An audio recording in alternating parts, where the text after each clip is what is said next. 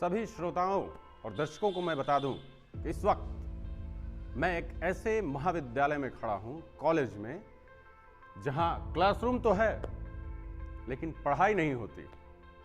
Hello, नमस्ते, प्रणाम, मैं हूं अजय मिश्रा और आप देख रहे हैं हमारा नया वीडियो कह के रहेंगे।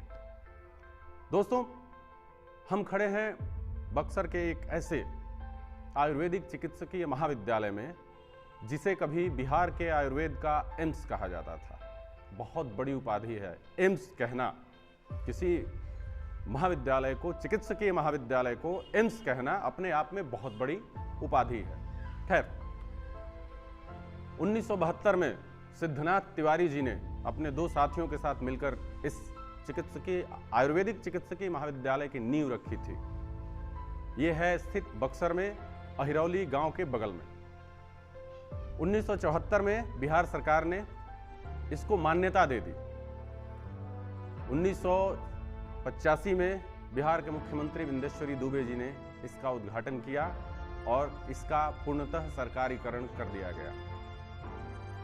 एकमात्र, मेरी जानकारी में, बिहार का एकमात्र आयुर्वेदिक चिकित्सकीय महाविद्यालय जहां पोस्टमार्टम तक होता था। हमने वो जगह दिखाई है जहां पे शव को 6-6 महीने तक प्रिजर्व करके रखा जाता था और उसमें कोई खराबी नहीं आती थी। ये एकमात्र मेरी जानकारी में ऐसा चिकित्सीय आयुर्वेदिक चिकित्सकीय महाविद्यालय है जहां पर बच्चों को फिजिकल एनाटॉमी, मतलब चीर फाड़ करना भी सिखाया जाता था। ये एक बहुत बड़ी बात है। आयुर्वेदिक किसी भी आयुर्वेदिक महाविद्यालय में इस तरह की व्यवस्था मैंने नहीं सुनी है। लेकिन अफसोस, आज यह चिकित्सकीय महाविद्यालय इसकी बाट जोह रहा है कि कोई इसका उद्धारकर्ता बन के आ जाए। 2002 से लेकर अब तक बक्सर के जितने भी विधायक सांसद हुए हैं, सबको यहाँ के कर्मचारियों ने, यहाँ काम करने वाले लोगों ने सबसे गुजारिश की है, गुहार लगाई है कि वो इस चिकित्सकीय आयुर्वेदिक महाविद्यालय को शुरू कराने के लिए बिहार सरकार के सामने अपना पक्ष रखें, पहल करें, क्योंकि आयुर्वेदिक चिकित्सा जो है वो भारत की पारंपरिक चिकित्सा व्यवस्था भी है जो सदियों से चलती आ रही है। एलोपैथी और होम्योपैथी जैसी चीजें नहीं थी तो भारत में सिर्फ और सिर्फ आयुर्वेदिक चिकित्सा पद्धति काम करती थी।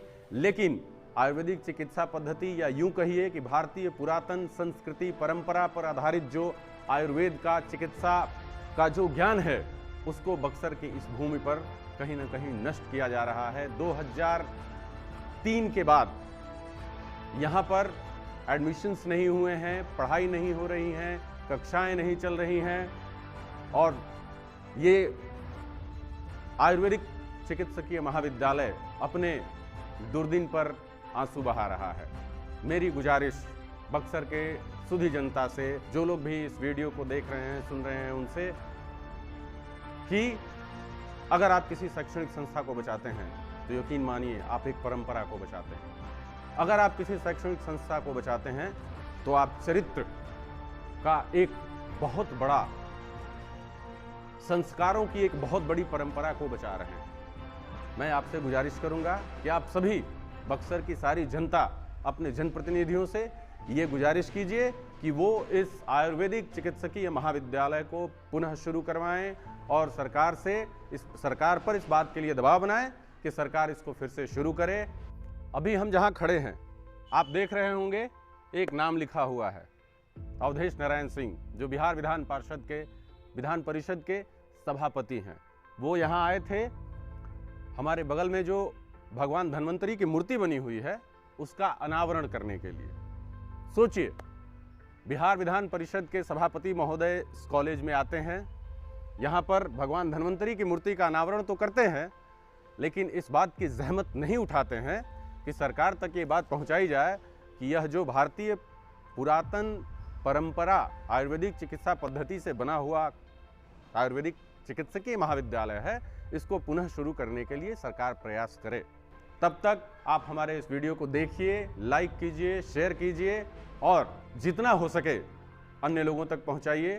बहुत बहुत धन्यवाद। हम फिर आएंगे, कह के रहेंगे।